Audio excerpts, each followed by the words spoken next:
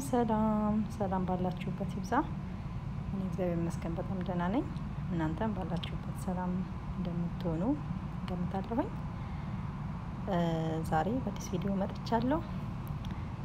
በዚሁ አንድ መልእክት ማስተላለፍ ፈልጋለሁ። እሱም አሁን በሀገራችን ላይ በተፈጠረው ችግር እባካችሁ የማያስፈልጉ ነገሮችን ሼር ከማድረግ ተቆጠቡ።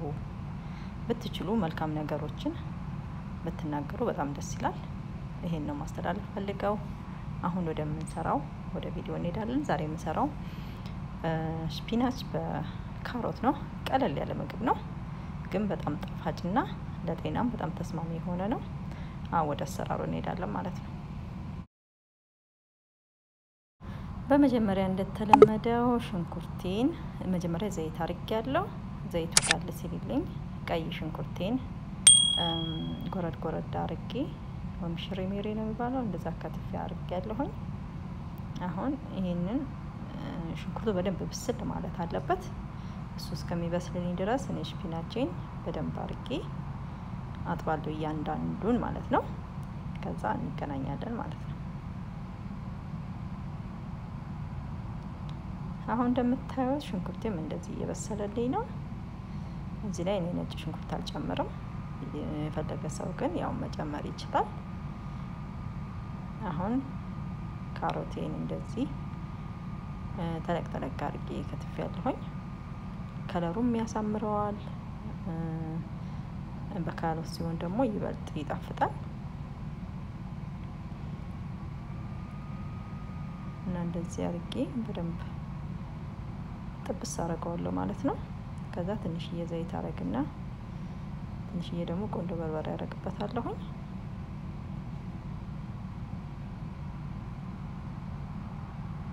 ከዛ ክድና አደርግና እንደዚህ አቅላለዋለሁ ማለት ነው።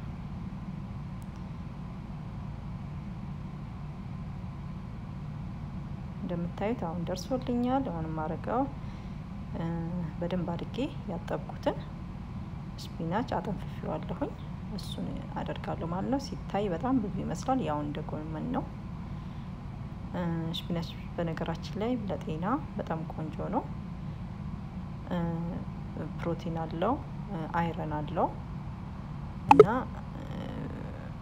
ብትመገቡት በጣም አሪፍ ነው እላለሁኝ በዚህ አጋጣሚ።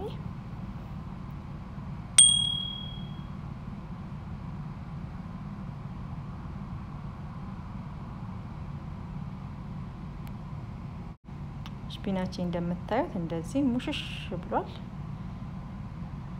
እና እኔ ብዙም አላበስለውም። በጥሬው ሲሆን ቤኔፊቱ እንዳይጠፋ ማለት ነው። እንደዚህ ትንሽ ጨው አረግና ቁንዶ በርበሬ አረግና ትንሽ ከደና አደርገዋለሁኝ። እንደዚህ ለወስ አረግና እናንተ ከፈለጋችሁ ነጭ ሽንኩርት መጨመር ትችላላችሁ። እኔ ግን ብዙም ነጭ ሽንኩርት አይመቸኝም እዚህ ላይ። እንደምታዩት እንደዚህ ሆኗል። አሁን ጨርሻለሁኝ። ቃሪያን እጨምራለሁኝ። ቃሪያውን ከነፍሬው ነው ያደረኩት፣ ቃሪያውን ስለማንበላው ማለት ነው። ጀስት ለጣዕሙ ብቻ ነው የምፈልገው። አሁን እንደዚህ አቅርቤዋለሁኝ። እኔ በእንጀራ ነው መብላት የፈለኩት። እንደዚህ የሚያምር ጤነኛ ቀላል የሆነ እራትም መሆን ይችላል፣ ምሳም መሆን ይችላል። እንደዚህ አድርጋችሁ ሰርታችሁ ተመገቡላለሁኝ። ከፈለጋችሁ በዳቦ መብላት ይቻላል። በሌላ ቪዲዮ እስከምንገናኝ መልካም ጊዜ። ቻው።